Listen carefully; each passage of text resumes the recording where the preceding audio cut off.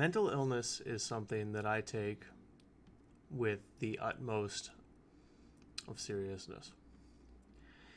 It is a subject that has swirled around and at oftentimes been definitional in my life.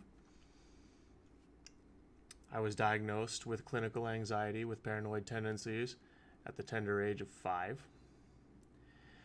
And as I've aged, I've only accumulated diagnoses from professional counselors and therapists.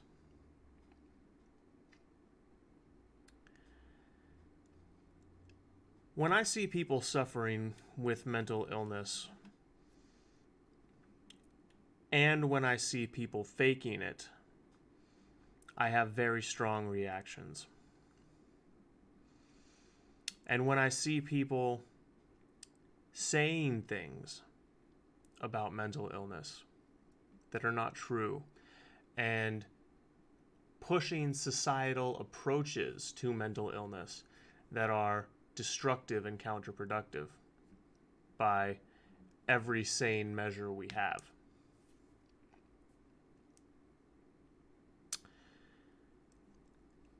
It angers me. It fills me with genuine righteous rage.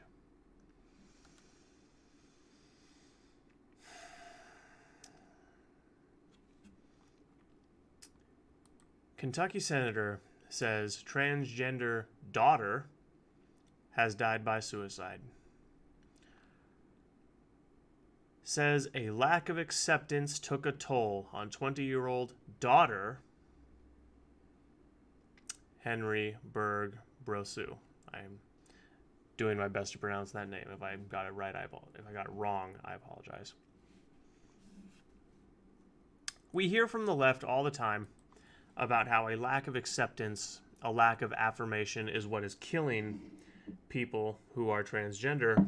It's what is the source of all of their woes and problems in society at large. And if we just affirmed and accepted harder, they wouldn't commit suicide anymore. Or at least the suicide rate among trans people would drop to the same rate as society at large has. And that is a lie.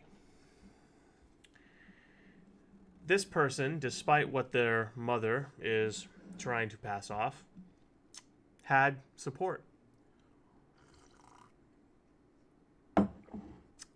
They had the entirety of the left-wing political ecosphere affirming them.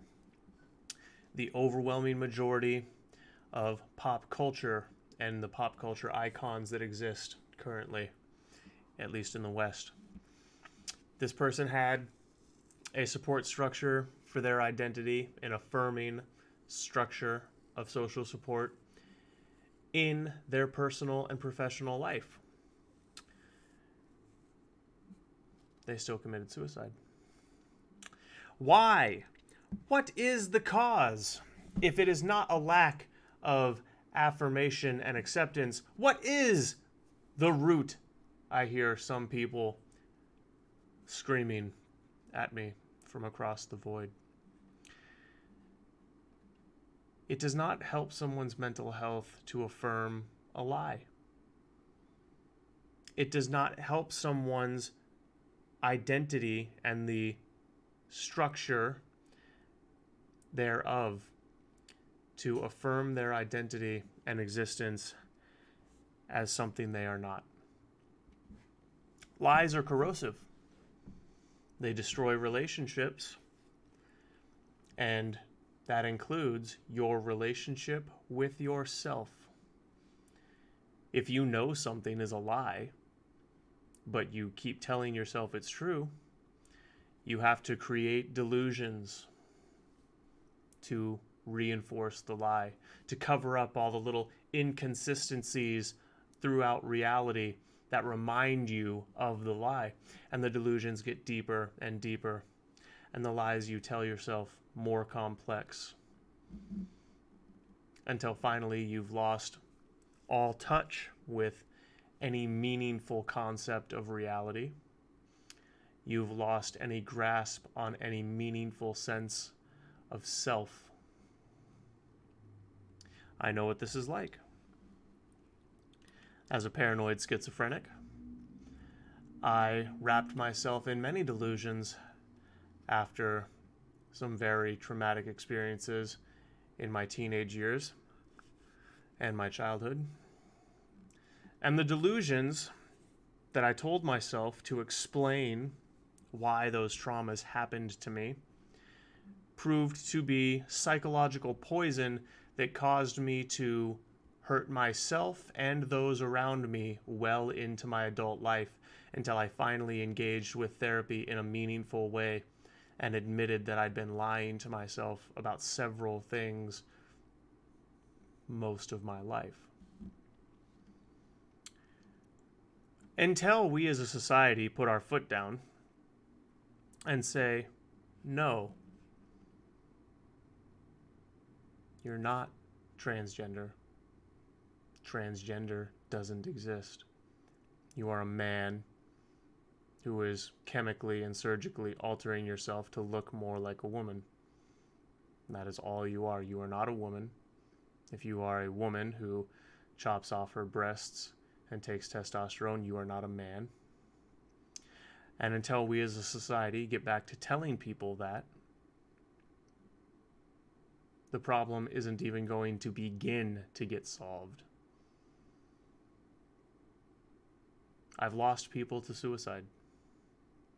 I understand the pain of losing someone dear to you to suicide. Unfortunately, for this person, for this senator, it's their child, which is a unique pain that I pray to God I never have to experience. But I do know what it is like to lose a best friend, a father, many acquaintances.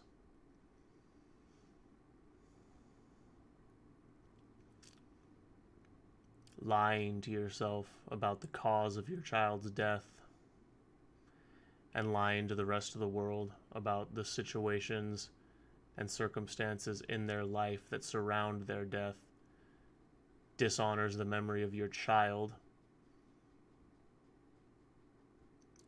and it makes no progress towards fixing the issues that claimed their life. The one true cure to mental illness is the truth.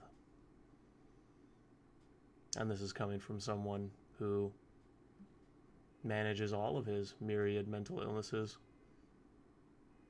with no meds, no consistent therapy. I see things move in the shadows. I hear things that aren't there.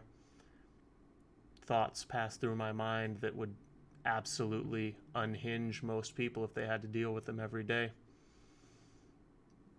And I just live with them because I'm focused on the truth. The truth that there are people who love me. The truth that I have a responsibility to them. The truth that God loves me and that I have a purpose that God has laid out for me. The truth that the things I hear and the thoughts that run through my head are not indicative of who I am, and they do not have the ability to control me unless I let them. I stay focused on the truth. And so my mental illness is very limited in how much it can actually hurt me and those around me. And until we begin enforcing a sense of truth and reality on the people who are being hurt by the gender Marxists, the queer theorists, the activists, until we put our foot down and enforce truth upon them, objective truth based in visible reality, we can reach out and touch it. I'm not talking about someone's idea of the truth. I'm not talking about fascism. I'm talking about, this is a hair tie. It's stretchy. I can see it with my own two eyes. Objective truth. Only when we get back to that, will we be able to begin to solve the problem.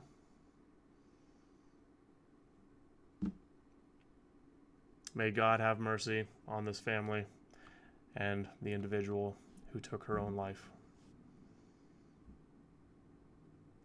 Welcome to the adventure.